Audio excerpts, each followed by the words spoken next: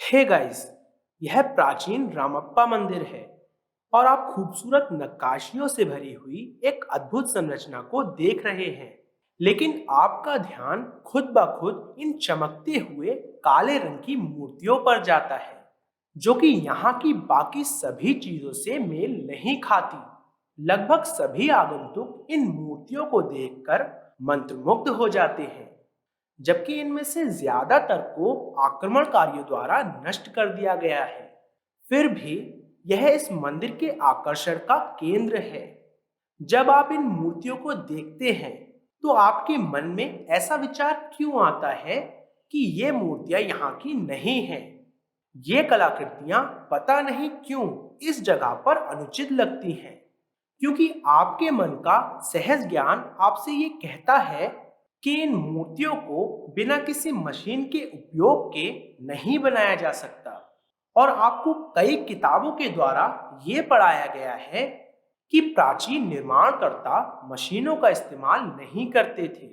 विचारों के इस संघर्ष के कारण ही आप ऐसा महसूस करते हैं कि ये कलाकृतियां यहाँ की नहीं हैं।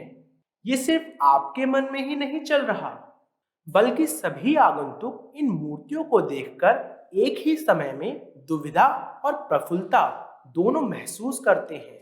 लगभग सभी आगंतुक सोचते हैं कि ये मोम से बनाई गई आधुनिक मूर्ति है और इसे हाल ही में यहाँ बनाकर रखा गया है। लेकिन पुरातत्वविद पुष्टि करते हैं कि ये मूर्तियां कम से कम 800 साल पुरानी हैं। इस मंदिर में हजारों बेहतरीन नक्काशियां हैं, लेकिन उन्हें साधारण यंत्रों से बनाया जा सकता है। पर ये मूर्तियां, जिन्हें मदनिका कहते हैं, इन्हें छेनी और हथौड़ी से नहीं बनाया जा सकता है। इतनी उत्तम मूर्तियों को सिर्फ उन्नत तकनीक का उपयोग करके ही बनाया जा सकता है। इन मूर्तियों में किसी भी तरह की मानवीय त्रुटि नहीं दिखती। इनकी इतनी अच्छी चिकनाई की गई है कि ये अपने प्रतिबिंब से हाइलाइट और शैडोज नाम की एक घटना पैदा करते हैं। मेरा इससे क्या तात्पर्य है? अगर किसी पदार्थ की चिकनाई हाथों से की जाए, तो उसकी सतह बहुत अच्छे स्तर का प्रतिबिंब नहीं बना पाएगी। लेकिन अगर किसी चीज को मशीन से बनाया जाए, तो उससे इतना अच्छा प्रतिबिंब बनता है कि उसमें अपने आप ही कुछ हिस्से पर चमक आ जाती है, जिसे हाइलाइट कहते हैं, और कुछ अंधेरे हिस्से, जिन्हें शैडोज कहते हैं, बन जाते हैं। असल में ये पात्र जिसे मैंने पकड़ रखा है, इसमें कोई अंधेरा या चमकदार हिस्सा नहीं है, लेकिन ये आसपास के वातावरण की रोशनी को प्रतिबिंबित करता है और इससे ऐसा भ्रम पैदा होता है। ये फोटोग्राफी के हाइलाइट्स और शेडोज के समान है, लेकिन उसमें ऐसा प्रभाव रोशनी की वजह से होता है। पत्थरों पर ऐसा प्रभाव मशीन से पॉलिश करके ही पाया जा सकता है। उदाहरण स्वरूप आप इस औरत को देख सकते हैं, जिसे नागिनी या सर्पनारी कहते हैं। इनके शरीर पर आप कुछ प्रकाश और अंधकार के शेड्स देख सकते हैं। इस पूरी संरचना को एक ही पत्थर से बनाया गया है, लेकिन इसे इतनी अच्छी तरह से पॉलिश किया गया है कि इसमें खुद ही अंधेरा हिस्सा और चमकदार हिस्सा बन जाता है। और फोटोग्राफी में हम ऐसा प्रभाव सूरज की रोशनी का उपयोग कर या फिर सूरज की रोशनी को रिफ्लेक्टर की मदद से रिफ्लेक्ट करके पाते हैं। लेकिन ये मूर्तियां इतनी अच्छी तरह से पॉलिश्ड हैं कि इन्हें सूरज की रोशनी की भी जरूरत नहीं। देखिए, सूरज छत के ऊपर है, वो इन मूर्तियों पर नहीं चमक रहा, लेकिन फिर भी आप कई शेड्स देख सकते हैं, क्योंकि ये आसपास के वातावरण की रोशनी को प्रतिबिंबित कर रही है। टूर गाइड्स मुझे बता रहे हैं कि इसके शरीर पर बन रही हार की परछाई भी एक भ्रम है। अगर सूरज की रोशनी ही ना हो, तो परछाई कैसे बन सकती है? लोग इससे काफी आश्चर्यचकित हैं और स्थानीय लोगों का विश्वास है कि इसे परछाई की तरह दिखाने के लिए इस हिस्से में किसी तरह का हीट ट्रीटमेंट किया गया था। हालांकि मैं सोचता हूँ कि ये बहुत अच्छी तरह से पॉलिश की हुई सतह की वजह से बनी एक छाया है और यह आसपास के वातावरण से रोशनी लेती है। अब 800 साल पहले किस तरह की तकनीक होती थी जिससे कि एक ठोस चट्टान पर इस स्तर का उत्तम प्रतिबिंब बन रहा है। पुरातत्वविद और इतिहासकार हमें बार बार ये बताते हैं कि प्राचीन निर्माणकर्ता आदिम लोग थे जो कि सरल साधनों का उपयोग करते थे। वास्तव में ऐसा प्रभाव सिर्फ उन्नत तकनीक का उपयोग करके ही पाया जा सकता है। आधुनिक तकनीक से हम मोम को पिघलाकर उसे बेहतरीन आकृतियों में मोल्ड कर सकते हैं, लेकिन हम पत्थरों को मूर्तियों में परिवर्तित करने में कामयाब नहीं हुए हैं। लेकिन इन मूर्तियों को, जिन्हें काले बसाल्ट से बनाया गया है जो कि बहुत ठोस पत्थर है, ऐसी ही समान तकनीक से बनाया गया है। जब तक हम इनका परीक्षण लैब में नहीं कर लेते, हम शायद नहीं बता सकते कि इनमें पिघलाने वाली तकनीक का या फिर मशीनी तकनीक का उपयोग किया गया था। इस मूर्ति के पीछे के हिस्से को देखिए। काला बसाल्ट असल में ऐसा दिखता है। एक पत्थर जो कि ऐसा दिखता है, उसे इतनी अच्छी तरह से चिकना किया गया है कि अब वो ऐसा दिखने लगा है। ये कैसे संभव हुआ? इस स्तर की पॉलिशिंग साधारण अपघर्षक जैसे कि रेत से कर पाना असंभव है। और याद है, मैंने आपको पहले ही इसी मंदिर में ऐसी नक्काशियां दिखाई हैं जो कि ड्रिलिंग और चमकाने वाले उपकरण की तरह दिखती हैं। आप मेरा वो वीडियो भी देख सकते हैं। क्या इन मूर्तियों को मोल्डिंग तकनीक की मदद से बनाया गया था या फिर मशीनी उपकरणों का उपयोग कर? इन मूर्तियों का आपकी आंखों पर एक अजीब प्रभाव होता है।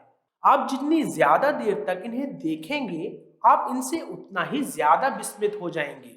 आजकल की मूर्तियों और चित्रों में त्रुटियां होती हैं। उदाहरण के लिए, जूते पहने हुए इस महिला के चित्र को देखिए। इसके पैरों की इस अवस्था में इसके जूते और पैरों के बीच एक दूरी होनी चाहिए थी। यह चित्रकार से हुई एक गलती है, लेकिन इन मूर्तियों में ऐसी कोई भी गलतियां नहीं हैं। और आप सोच सकते हैं कि तो क्या हुआ, प्राचीन महिलाएं जूते पहनती ही नहीं थीं। लेकिन न सिर्फ इस आकृति ने ऊंची हील्स पहनी हुई हैं, पर इसके पैर और जूते के बीच की दूरी को सही ढंग से दिखाया गया है।